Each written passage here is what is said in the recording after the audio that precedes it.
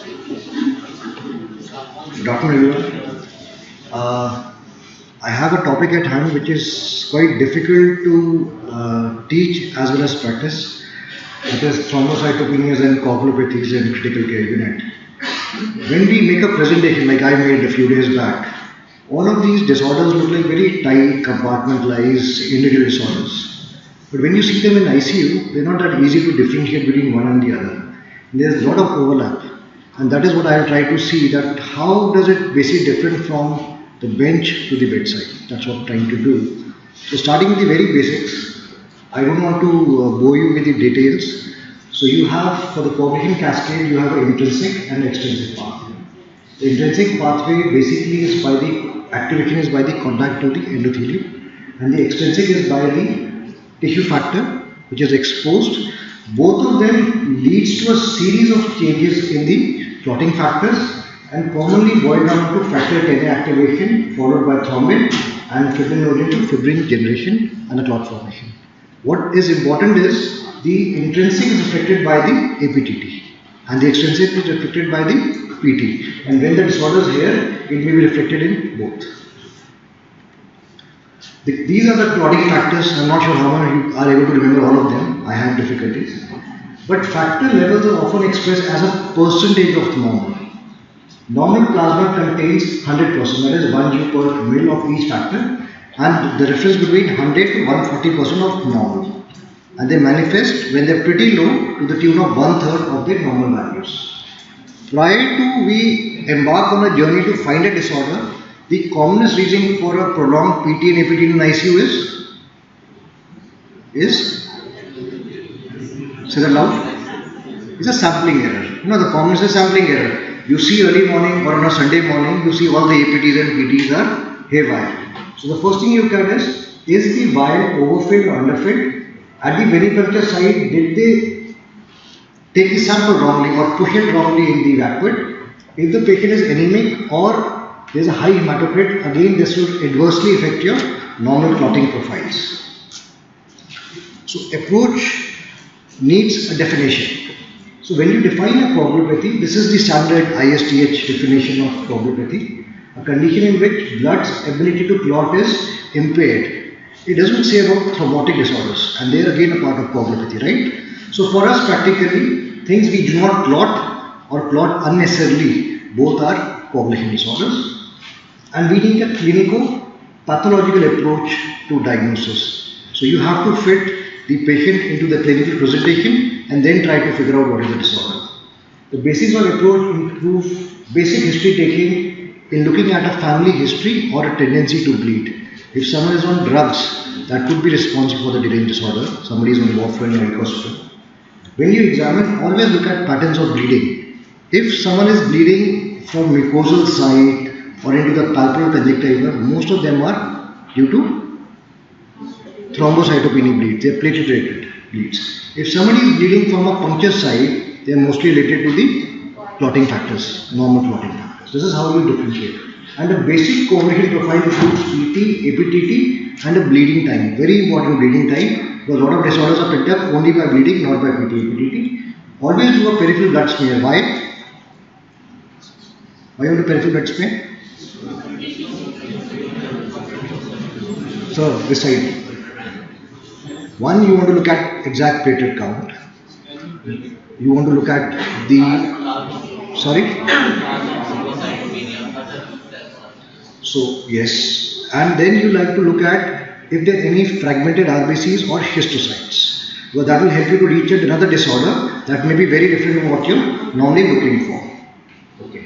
Now, yes, I'm not sure how many of you can read it. This is actually from NEGM. It is one of the best articles written in for coagulopathy in critical care. A lot of my pictures will be from this particular article by Dr. Hunt from NEGM in 2014. So, approach to coagulopathy in critically sick patient involves history and especially inherited and use of antithrombotic drugs. Once you've done that, you look at the patterns of bleeding. If the bleeding is general, all sides, mucosa, conjunctiva, skin, urine, stools, then you're looking at more widespread disorders. If you're looking at local bleeding, you're looking at more clotting factor related problems. So let's look at coagulation screen and full blood count. If the platelets are only low, the rest of the things normal, platelets could be removed for three reasons. One is bone marrow suppression and they're not producing. Two, producing but autoimmune or other causes of breakdown. And third would be sequestration into the spleen. And with this simple approach, you can figure out a lot of causes of thrombocytopenia in ICU on a daily basis. Then you go, if the platelets are low and you find some additional fragmented RBCs or schistocytes, what does that indicate? There is microangiopathic hemolytic anemia, and that occurs most commonly with TTP and DIC, right? So it's very difficult to differentiate by this feature between these two, and they're very similar looking disorders.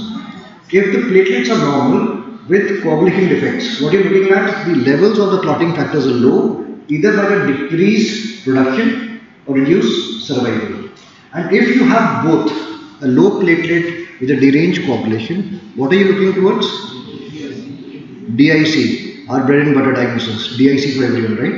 So DIC can present in two manners. By the excessive consumption of clotting factors, you can have bleeding tendency, and some of them, maybe under 10 or 5% of patients, cannot present with bleeding but rather thrombosis, because those clots leading to the fall in levels of platelet 95 are responsible for the manifestation. It's not very uncommon to see a DIC patient present with a DVT or an arterial clot in the hand. It's very common. Okay, now let's see if you can interpret this case. A 68-year-old gentleman has background of excessive alcohol consumption for several years and episode of and he has histories of episodes of black colored stools. He is admitted to ICU 3 days after hemicolectomy with respiratory failure. His blood pressure is slightly on the lower side, tachycardic, tachypneic, febrile. Blood test shows there is some hypoxia, needing supplemental oxygen, high lactic acid and a low bicarb. Okay. When you do his routine labs, you find slightly low HB, a normal leukocyte count, but with a left hip and some schistocytes. His creatinine is deranged, his bilirubin is deranged, and not deranged, slightly on the high normal, and his enzymes are normal. The patient was intubated, ventilated, achieved an oxygen saturation of 98, stabilized with crystalloids and NORAD, and he was further treated with broad spectrum antibiotics and continued on subcutaneous heparin prophylaxis, which was already ongoing from the ward for the past 3 days. Okay. Now this is the clotting profile. His platelets are low. From previous day of 152,000, he's got to 98,000. His PT and APTT both are deranged. His INR is 1.4. His D dimer is high, and his fibrinogen concentration at present is normal. Right? So can you interpret these findings for me? And if you can figure out what is it? It is HIT. Okay, HIT. What else? How many of you think it is sepsis-induced DIC? Only one. Two. How many of you think it's liver failure because of alcohol history and associated coagulopathy in the setting of decompensation? Nobody thinks that, right? Okay. How many think it is HIT? And how do you explain the PT, APTT derangements with HIT?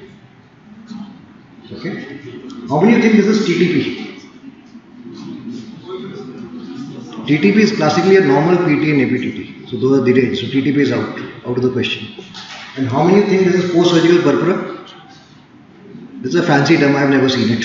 So I just added it. So this is basically run-of-the-mill sepsis-induced DIC, because all three lines, platelet, PT, APTT are deranged, high D dimer levels. The fibrinogen levels can be falsely elevated.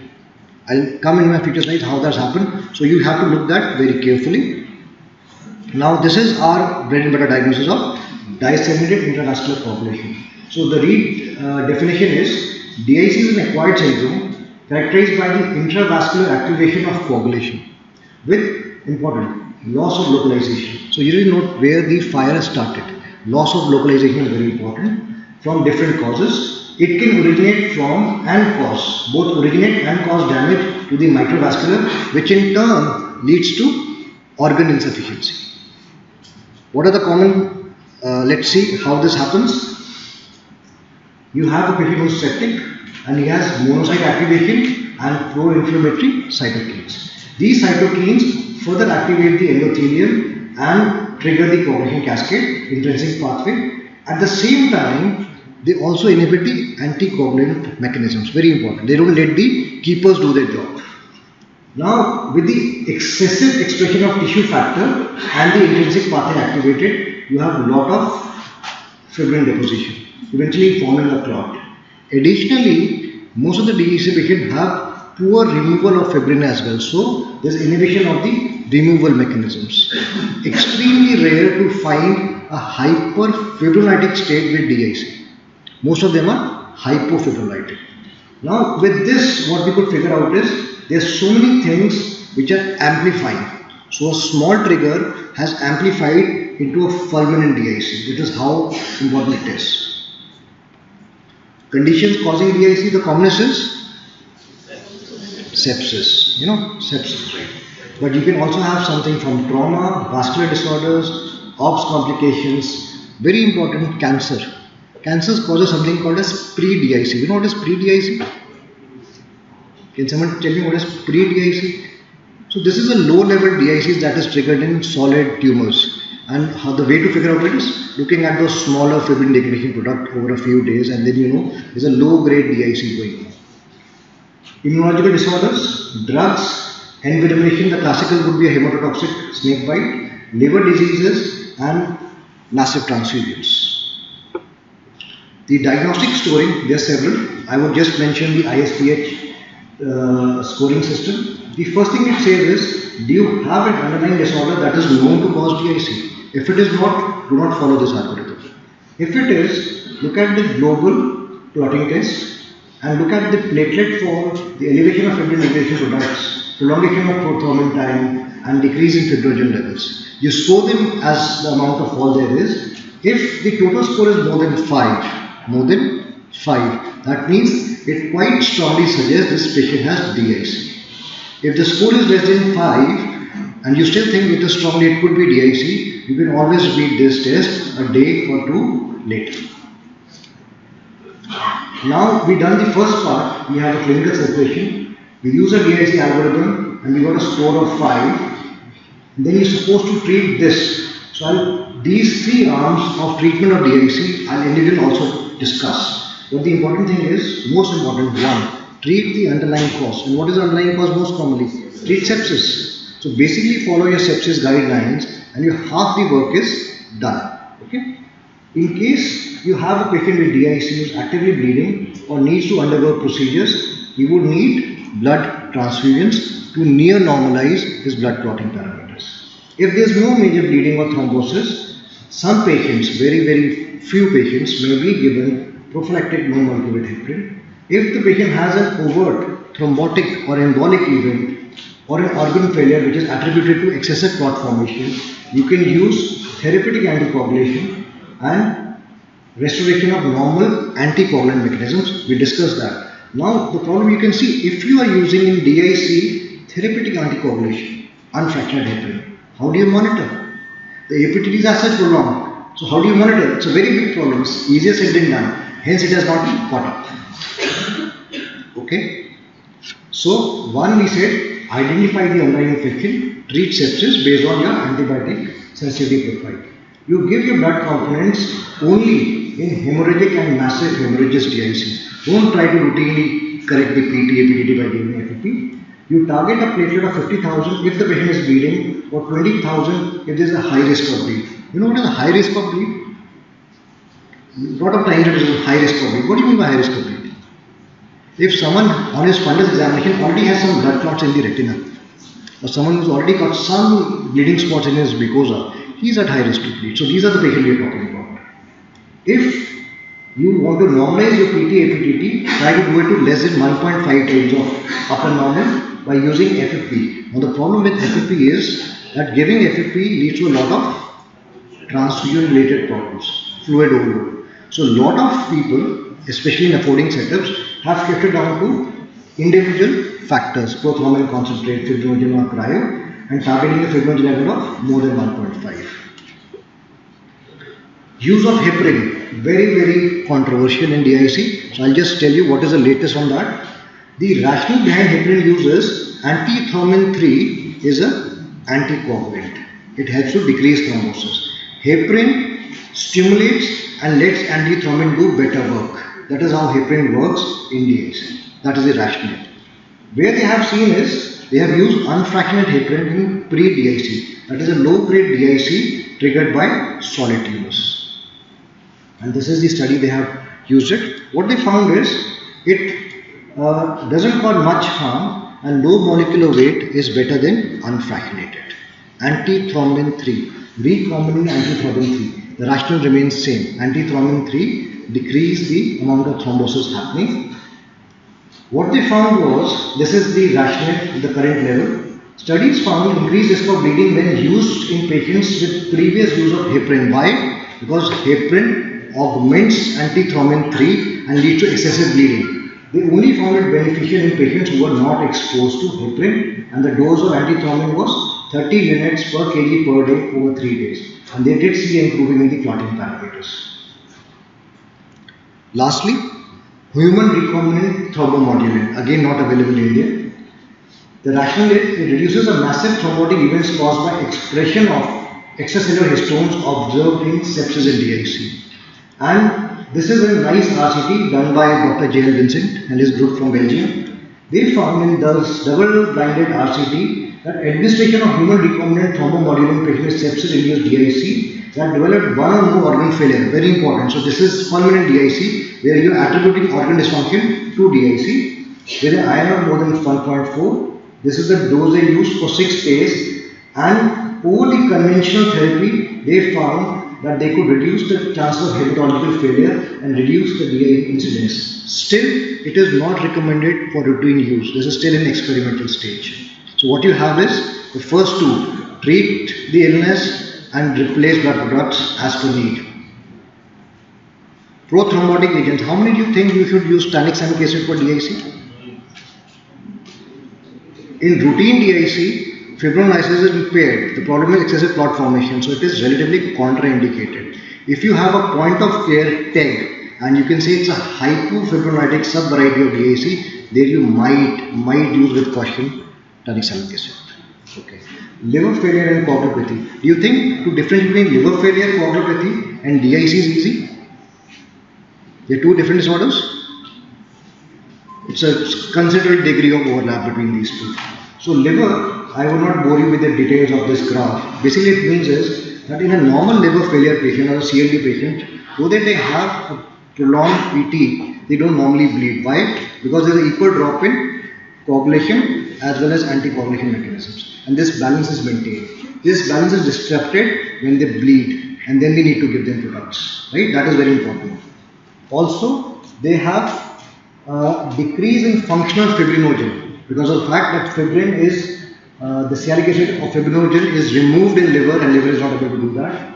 Lastly, there is increased rate of fibrinolysis and decrease in platelet because of several mechanisms. One of them is splenic sequestration, the other is direct bone marrow suppression of alcohol if they continue to take it.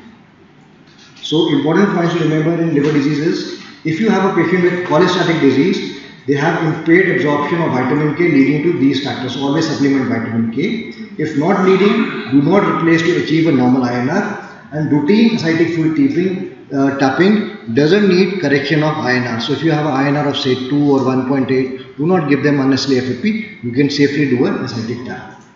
Restricted strategy for blood transfusion for obvious reasons.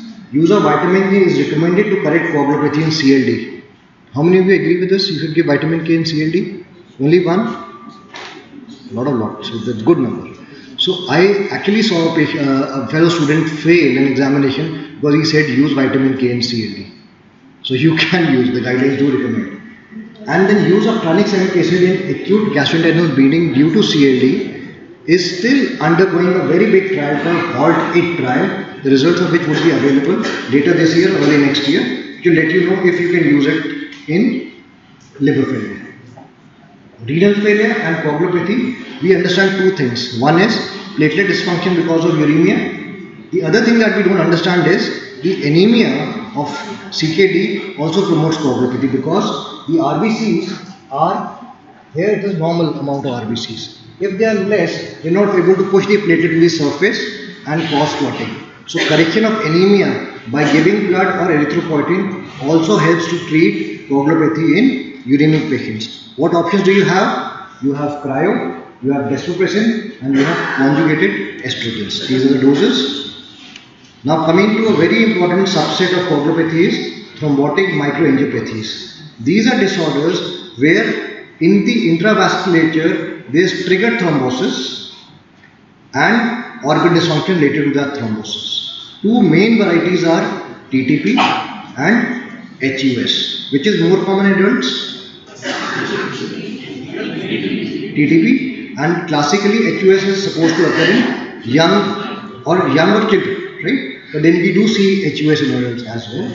There is a third form of thrombotic microangiopathy, if someone can tell me.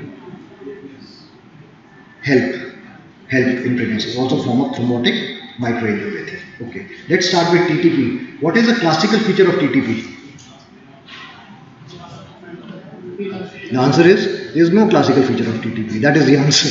But it's an extremely vague presentation. Any person who is looking septic or looking dull, in shock, would be having TTP. The answer is very simple. So this slide is just to misguide you. Okay. What is a pentad? Pentad is the patient who's febrile, who's got neurological changes. By the fact he is conscious to the extent he can comatose or throwing fits, and the lab findings show features of hemolysis, thrombocytopenia, and renal impairment. Do you need all five to diagnose TTP? No. If you don't have all five, you don't have the full pentad, still you think of TTP. Why people of TTP normally die? Why do they normally die? Sorry? They die of sepsis. Okay. What else?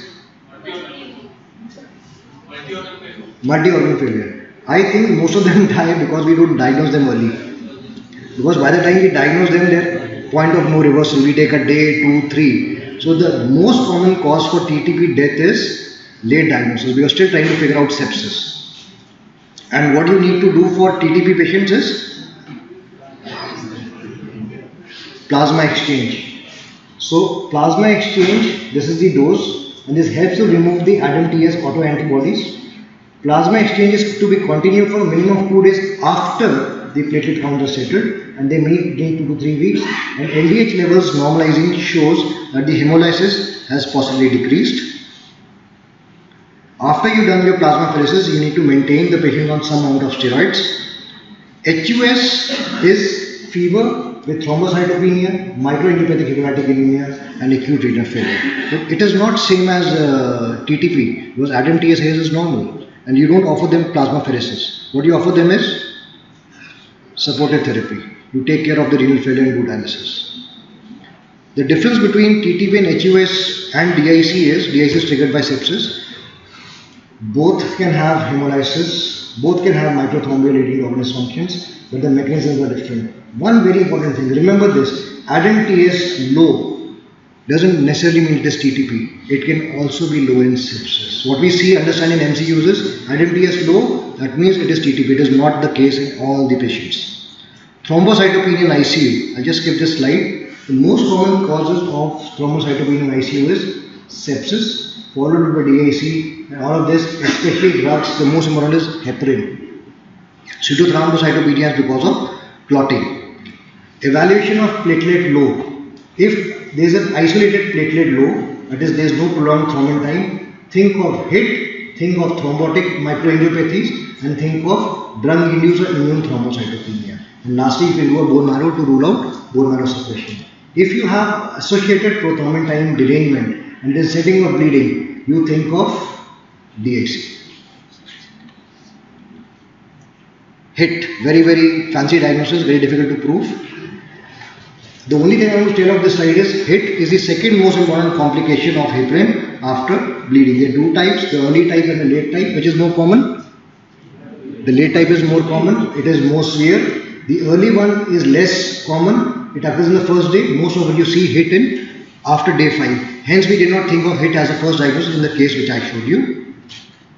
The problem here is that the heparin binds to the platelet factor 4 expressed on the platelets, and then autoantibodies against this combination, which leads to destruction of the platelets. There are 3 ways to present: thrombocytopenia with bleed, thrombocytopenia, or thrombosis. The 4T scoring method is there to tell you probability of hit, which evaluates thrombocytopenia, timing of platelet fall, thrombosis and other causes of thrombocytopenia have to be ruled out. Important thing is that if the score is more than 6, you have a high degree of suspicion, and then you can confirm this with further tests. What are the tests available? Immunoassays and platelet activation assays. So these are definitive, these are suggestive. But if someone has got a very high level of suspicion with an immunoassay which is positive, is it good enough to diagnose HIT? How do you manage HIT? Stop heparin. Number one, stop heparin. Do you give platelets? No. And what is, if you want to still anticoagulate, what are the options? I have given you a good list. What will you choose? The answer here is whatever is available. Whatever is available. Everything is not available. Na? So you can use anyone depending on if there is a renal impairment or a hepatic impairment. The important thing is that acute HIT you manage with IV drugs, and then once a platelet is above 1,50,000, you overlap them with it, either vitamin K antagonist or NOACs. The point of concern here is you do not start NOACs or vitamin K antagonists like warfarin prior to the thrombocytopenia settles. Because if you give them together, it can cause dangerous level of thrombosis because of low anticoagulants. Right, very important. So always let the platelet come up and then you shift them to oral anticoagulants. This is pretty much about it. ITP, you know, if you have thrombocytopenia and you have no other cause, you make a diagnosis of ITP and you have to rule out other things. Important is that you treat ITP by first line and second line. First line is steroids, low dose to moderate dose like 1 mg, 2 mg prednisolone, or high dose which is methylprednisolone 1 gram, that is 15 mg per kg pulse. But recently a lot of people have started using high dose dexamethasone. And I have used in some of my patients with better results than methylprednisolone. And the dose is 40 milligrams a day for 4 days as a pulse. It is longer lasting, the remission rate are better. Of course, you can have an expensive option of IVIG. The only difference is the rise is faster. The second line involves splenectomy. Not any longer, a lot of people don't prefer this. But then you can use rituximab or these newer agents, again I don't think so available in India. Thrombopoietic receptor agonists, 2 of them are available, and these are actually the best for long-term remission of ITP. Antithrombotic therapy, couple of things I want to make here is that if you are on aspirin, clopidogrel or UFH, you should know how to reverse it, and these slides tell you. Important thing is if you want newer anticoagulants like dabigatran, so you have a antidote available, and this is Praxibine, which is idarazumab, right, if I pronounce it correctly, and it's pretty expensive. The good thing is the company, if you are using a brand, offers this as free to the patient if you are enrolled in their trials. And then I'll skip this part because I'm actually exceeding my time. Management of elevated PT and INRs in ICU. Do not unnecessarily treat them if you're not planning anything diagnosed or therapeutic. I'll just go to the point of care, this thing. I hope all of you are aware of how to interpret this TEG graph. So I can't tell you right now because I'm exceeding my time, but this is something every intensivist should know how to interpret. But this is a very useful tool to see the other part of clotting cascade, which is fibrinolysis. This is what the normal looks like. This is when you are deficient in anticoagulants. This is when you have platelet blockers because the इसका जो पेट है वो छोटा हो जाता है, so maximum amplitude goes down, increased fibrinolysis, the clot doesn't stay, lyses early. This is hypercoagulant. This is DIC, that you have a thick clot and lyses fast. And last is a hypocoagulable state. So my take-home message for you is the management of bleeding in critically ill patients remains a major clinical challenge. Bleeding problem may be complex and only partially understood. The worst part of coagulation in ICUs is most of the recommendations that I have told you are based on expert opinions rather than robust randomized controlled trials. Thank you so much for your attention.